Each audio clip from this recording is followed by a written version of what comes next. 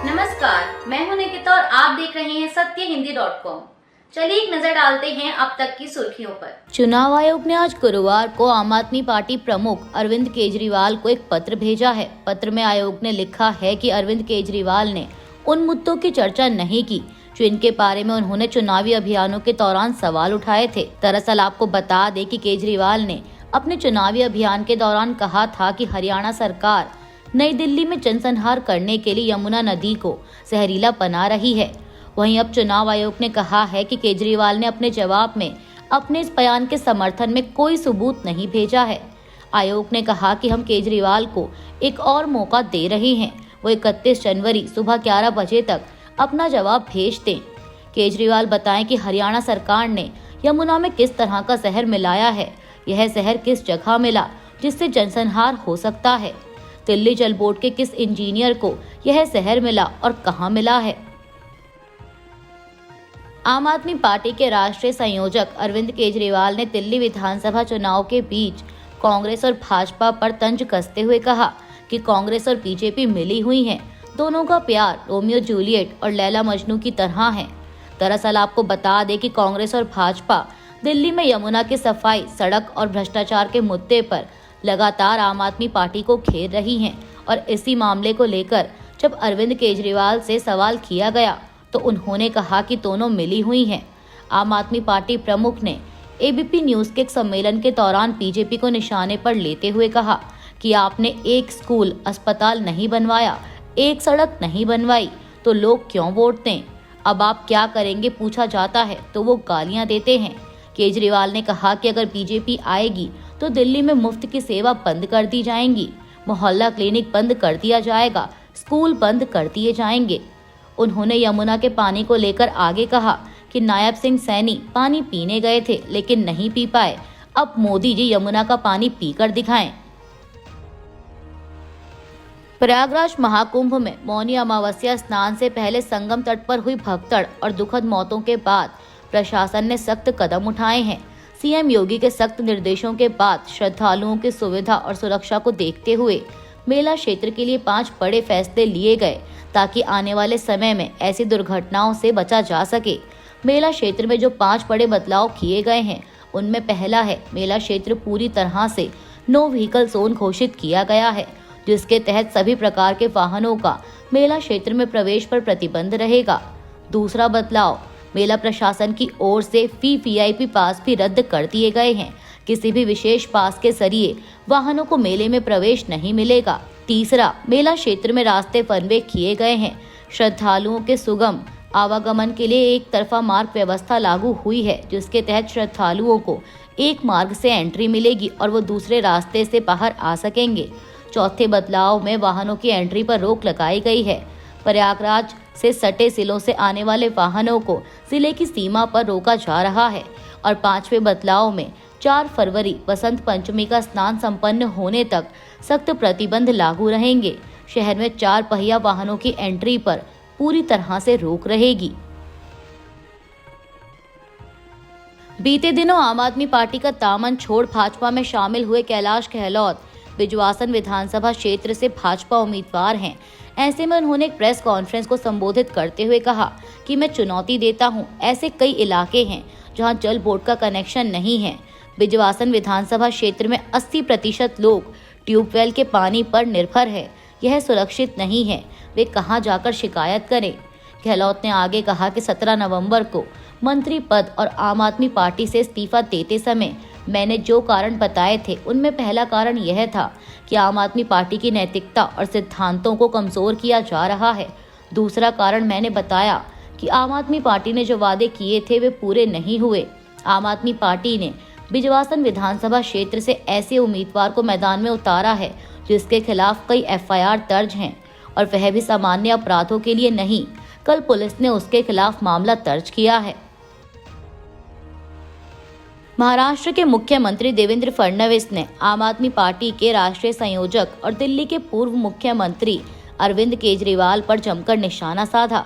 X पर share किए गए एक वीडियो में मुख्यमंत्री फडणवीस ने कहा कि और केजरीवाल क्या हैं, यह अगर पूछना है तो मैं तो महाराष्ट्र से आता हूँ, मेरे अन्ना हजारे जी से बहुत अच्छे संबंध हैं, मैं अभी उनको मिलकर आ रहा हूँ।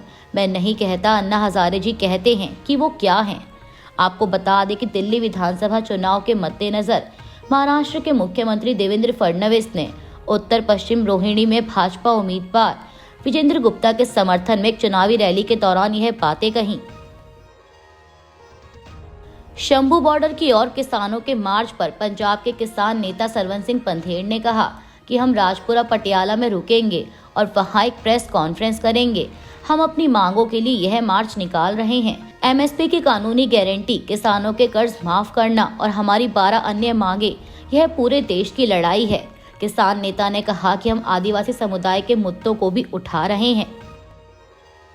संसद के बजट सत्र से पहले सरकार ने आज गुरुवार को सभी राजनीतिक दलों के नेताओं की बैठक बुलाई और कल शुक्रवार को दोनों सदनों की संयुक्त बैठक में राष्ट्रपति के अभिभाषण के साथ सत्र की शुरुआत होगी। और बता दें कि केंद्रीय बजट 1 फरवरी को पेश किया जाएगा। वॉशिंगटन डीसी में अमेरिकन एयरलाइंस का एक विमान हवा में ही एक हेलीकॉप्टर से टकराने के हादसे में अब तक 18 लोगों की मौत हुई है। पुलिस अधिकारियों ने सीबीएस न्यूज को बताया कि अब तक घटनास्थल से सर्च टीम ने 18 शव बरामद किए हैं और सर्च टीम को अब तक कोई भी सर्वाइवर नहीं मिला। आपको बता दें कि इससे पहले अमेरिकन एयरलाइंस ने बताया था कि विमान में 60 यात्री और 4 क्रू मेंबर सवार थे। वॉशिंगटन डीसी में अमेरिकन एयरलाइंस का एक विमान हवा में ही एक हेलीकॉप्टर से टकरा गया। यह जानकारी फेडरल एविएशन एडमिनिस्ट्रेशन द्वारा दी गई। मामले की जांच की जा रही है और यह दुर्घटना स्थानीय समय अनुसार रात 9 बजे रीगन वाशिंगटन नेशनल एयरपोर्ट के पास पोटोमैक नदी में हुई। रीगन एयरपोर्ट ने सोशल मीडिया प्लेटफॉर्म एक्स पर लिखा कि फिलहाल सभी उड़ानों को रोक दिया गया और वाशिंगटन डीसी का आपातकालीन बचाव दल रीगन नेशनल एयरपोर्ट पर पहुंच गया है। वहां कई एम्बुलेंस और आग बुझाने वाले ट्रकों को देखा जा सकता है। अमेरिकन एयरलाइंस ने इस बात की पुष्टि की कि विमान में 60 यात्री और 4 क्रू मेंबर सवार थे।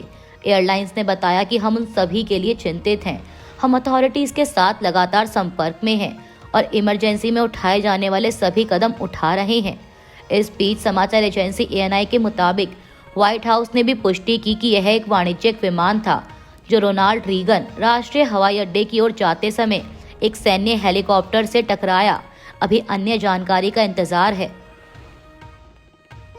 आम आदमी पार्टी के राष्ट्रीय संयोजक अरविंद केजरीवाल ने बुधवार को चुनाव आयोग के नोटिस का जवाब दिया है। दरअसल आपको बता दें कि उन्होंने दावा किया था कि हरियाणा सरकार यमुना में जहर मिला रही है, जिस पर भाजपा ने चुनाव आयोग को शिकायत की थी और आयोग ने उसके बाद केजरीवाल से बुधवार शाम 8 बजे तक जवाब देने को कहा था।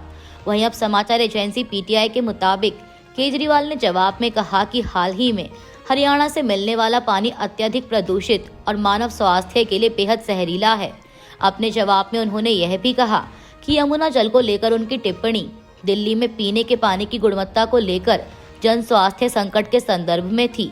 केजरीवाल ने कहा कि जो कथित बयान उनके नाम पर डाले गए हैं वह उन्होंने अपनी सार्वजनिक जिम्मेदारी के तहत दिए थे ताकि भाजपा शासित राज्य से दिल्ली को मिलने वाले पानी के विषैले और प्रदूषित होने की बात उजागर की जा सके। प्रयागराज में कुंभ मेले के दौरान हुई भगदड़ पर उत्तर प्रदेश के मुख्यमंत्री योगी आदित्यनाथ ने मौतों के आंकड़े और हादसे के कारण के बारे में आखिरकार बात की है। मुख्यमंत्री ने पत्रकारों से कहा कि एक दुर्भाग्यपूर्ण हादसा संगम के तट पर हुआ जिसमें 90 से ज्यादा लोग घायल हुए और 30 के आसपास लोगों की दुखद मौत हुई है। सीएम योगी ने बताया कि ये हादसा भारी भीड़ के अखाड़ा मार्ग की बैरिकेडिंग्स को तोड़ने और उसके ऊपर से कूदकर जाने के कारण हुआ। उन्होंने कहा कि 36 घायलों का प्रयागराज में इलाज चल रहा है और बाकी बचे घायलों को उनके परिवार लेकर चले गए।